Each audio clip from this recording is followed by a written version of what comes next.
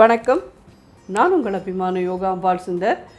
இன்றைக்கி என்ன பார்க்க போகிறோம் அப்படின்னு சொல்லி கேட்டீங்கன்னா, நம்ம இந்த காம்போ மீலில் நான் கொடுத்துருந்த இந்த different varieties of sambar, different varieties of kuzhambu and different varieties of rasam, இதெல்லாம் வந்து நம்ம வாழலாம் சப்ஸ்கிரைபர்ஸ்லாம் வந்து சர்ச் பண்ணலாம் கிடைக்கலை, எங்களுக்கு தனியாக கொடுங்கோ, ப்ளேலிஸ்ட்டில் கொடுங்கோ அப்படின்னு சொல்லி நிறைய பேர் நமக்கு மெசேஜ் பண்ணிட்டுருக்கா. ஸோ அந்த ஒரு காரணத்தினால இந்த காம்போ மீலில் இருக்கிறதெல்லாம் சர்ச் பண்ணால் வரல அப்படின்ற ஒரு இதனால இது தனியாக ப்ளேலிஸ்ட்டில் இருக்கட்டும் அப்படின்றதுக்கோசரம் இந்த சாம்பார் ரசம் குழம்பு இதை கொடுக்க போகிறோம். இதெல்லாம் தனித்தனியாக இண்டிவிஜுவலாக இருக்கும். ஸோ உங்களுக்கு அந்த ப்ளேலிஸ்ட்டில் குழம்பு ப்ளேலிஸ்ட்டில் இல்லை ரசம் ப்ளேலிஸ்ட்டில் போனீங்கன்னா இது எல்லாமே உங்களுக்கு கிடைக்கும். ஸோ யாருக்கு எது தேவையோ அந்த இதை நீங்கள் பார்த்து எடுத்துக்கலாம். வரிசையாக அந்த ப்ளேலிஸ்ட்டில் எல்லா விதமான குழம்பு, எல்லா விதமான சாம்பார், எல்லா விதமான ரசம் ப்ளேலிஸ்ட் தனியாக, குழம்பு ப்ளேலிஸ்ட் தனியாக, சாம்பார் ப்ளேலிஸ்ட் தனியாக, அந்த மாதிரி வச்சுருக்கேன். நீங்கள் அந்த மாதிரி பார்த்துக்கோங்க. ஸோ இன்றைக்கி ஃபஸ்ட் நம்ம இதில் என்ன பண்ண போகிறோன்னா, முன்னாடி நம்மளோட வீடியோவில் பண்ணியிருக்கோம், ஆனால் அது ப்ளேலிஸ்ட்டில் இதாகாதது, தனியாக இருக்கிறது, அதாவது தனியாக இல்லாதது. ஸோ மாங்காய் சாம்பார், புளி இல்லாத மாங்காயை போட்டு, இது மாங்காய் சீசன். இந்த சீசனில் இந்த சாம்பார் பண்ணுறது ரொம்ப ரொம்ப நல்லாயிருக்கும். ஸோ இந்த மாங்காய் சாம்பார் நம்ம எப்படி பண்ணுறதுன்னு பார்க்கலாம்.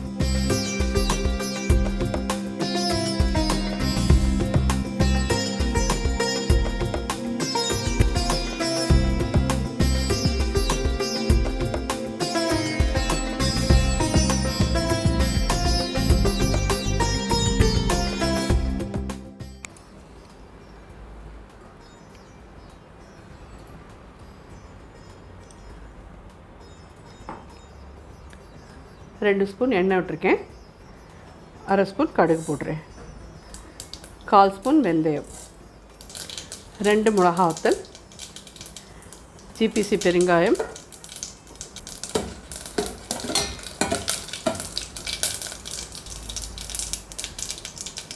கருவேப்பிலை,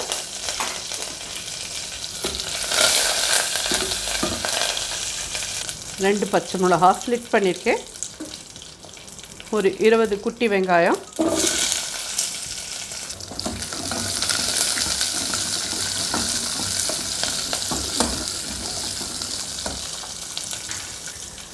பெரிய தக்காளியாக ஒரே ஒரு தக்காளி பொடியாக நறுக்கிட்டேன்,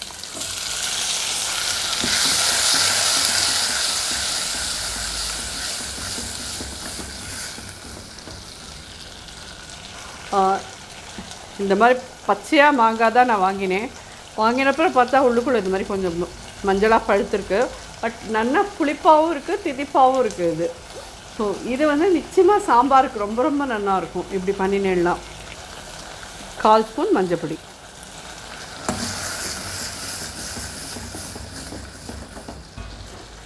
ஸோ இந்த மாங்காயும் இதில் ஆட் பண்ணிடலாம். அது கொஞ்சம் பெருசாக துண்டமாக இருந்ததுன்னா வெந்தப்புறம் இது உங்களுக்கு ஒன்றுமே இருக்காது, குழஞ்சி போகிற அப்போனே போயிடும். ஸோ தோலியோடையே நல்லா வாஷ் பண்ணிவிட்டு கட் பண்ணி போட்டுக்கோங்க. ஒரு 5-6 முருங்கைக்காய் வாசனைக்கு,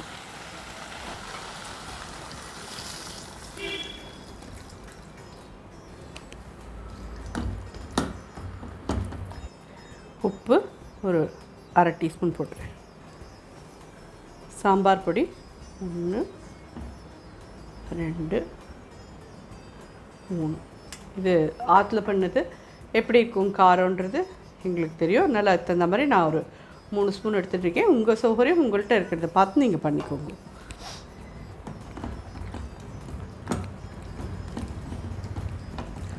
ஸோ ரொம்ப சிம்பிள், புளியெலாம் கரைச்சி கஷ்டப்படணும்னு அவசியம் இல்லை.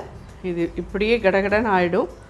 இது ஒரு ஹார்ட்லி ஒரு 10லேருந்து 15 நிமிஷம் இது சைடில் கொதிச்சுட்டு இருந்ததுன்னா, என்னென்ன அடுப்பில் இதுக்குன்னு உண்டான காய் எதான்னு பண்ணிட்டு இருந்ததுன்னா சாம்பாரும் காயும் ரெடி ஆகிடும். இது நீங்கள் டிஃபன் பாக்ஸ்லலாம் எடுத்துன்னு போகிறது கூட இந்த சாம்பார் ரொம்ப ரொம்ப நல்லாயிருக்கும். புளி இல்லாத ஒரு சாம்பார் அப்படின்றது இது. இந்த மாங்காயில் இருக்கிற புளிப்பில் தான் அந்த சாம்பார், அவ்வளோதான். ஸோ சாம்பாரில் எப்பயுமே நிறைய புளி வேணும்னு அவசியம் இல்லை, இதில் இருக்கிற புளிப்பு போகும். கண்டிப்பாக ரொம்ப டிஃப்ரெண்ட்டாக நல்லாயிருக்கும். இதை நல்லா கொதிக்கட்டும், பார்க்கலாம். ஸோ சாம்பார் பார்த்திங்கன்னா நல்லா மாங்காயெலாம் நல்லா வெந்து மசிஞ்சு போயாச்சு. இதோடைய நல்லா மிக்ஸ் ஆகிடுது. இந்த ஸ்டேஜில் இதில் வேக வச்ச பருப்பு போட்டுடலாம். துவரம்பருப்பு, வேக வச்ச துவரம்பருப்பு இது.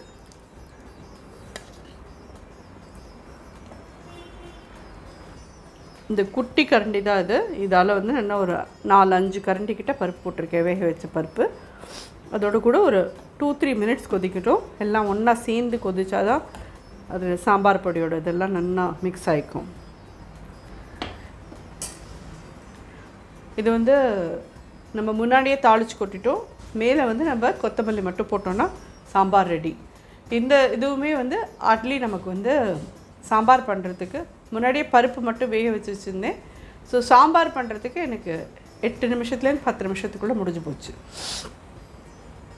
நான் பருப்பு வந்து நீங்கள் எப்படி மாமி வேக வச்சுருக்கேள் அப்படின்னு சொல்லி கேட்டேன்னா, துவரம் பருப்பு நீங்கள் குக்கரில் வைக்கிறச்சே 1 கப்பு துவரம் பருப்பு எடுத்துக்கிறேன்னா நான் வந்து 4 கப்பு தண்ணி விடுவேன். ஏன்னா நல்லா குழச்சலாக வரணும் அப்படிங்கிறதுக்கு. அதுவும் என்ன இது பண்ணுவேன்னா, சுடுற தண்ணியை வந்து ஏன்னா இந்த நாளில் வந்து 4 விசில் வாங்கிறது, அது பச்சை தண்ணியை விட்டு நீங்கள் பருப்பு வேக வைக்கிறதுங்கிறது நடக்காத காரியம். நல்லா கொதிக்கிற வெந்நீரை அந்த பருப்பில் விட்டு இங்கோ வச்சுட்டு நீங்கள் கொஞ்ச நாள் ஊற வச்சுட்டு பருப்பு வேக வைக்கிறேன் அப்படின்னு சொன்னீங்கன்னா 4-5 விசில் போகும். அப்படி இல்லையா வெந்நீரை விட்டுட்டு நீங்கள் குக்கருக்குள்ளே வைக்கிறேன்னா ஒரு 6 விசில் கண்டிப்பாக விட்டேன்னா தான், 6லேருந்து 7 விசில் கண்டிப்பாக விட்டேன்னா தான் நல்ல மசிஞ்சு துவரம்பருப்பு கிடைக்கும் உங்களுக்கு. இதெல்லாம் கூட நீ சொல்லணுமா அப்படின்னு கேட்கலாம். பட் புதுசாக சமைக்கிற குழந்தைகளுக்கு இதெல்லாம் தெரியணும் இல்லையா, அதுக்கோசரம் சொல்கிறேன். எண்ணத்தின வயசில் இருக்கிற எல்லாருக்கும் கண்டிப்பாக தெரியும். திருப்பி நான் எல்லா வீடியோலையும் இதுதான் சொல்லிட்டு இருக்கேன். புதுசாக சமைக்கிற குழந்தைகளுக்கு தான் இதெல்லாம் சொல்லிட்டு இருக்கீங்க.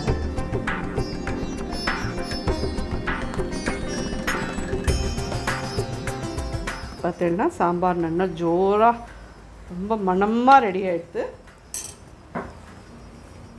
நல்லா லாவிஷாக கொத்தமல்லி போட்டு.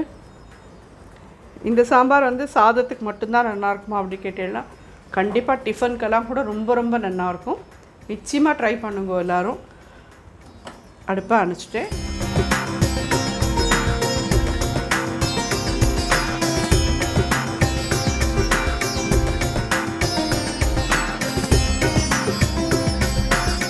எப்படி இருந்தது கண்டிப்பாக எனக்கு ஃபீட்பேக் சொல்லுங்க. நன்றி, வணக்கம்.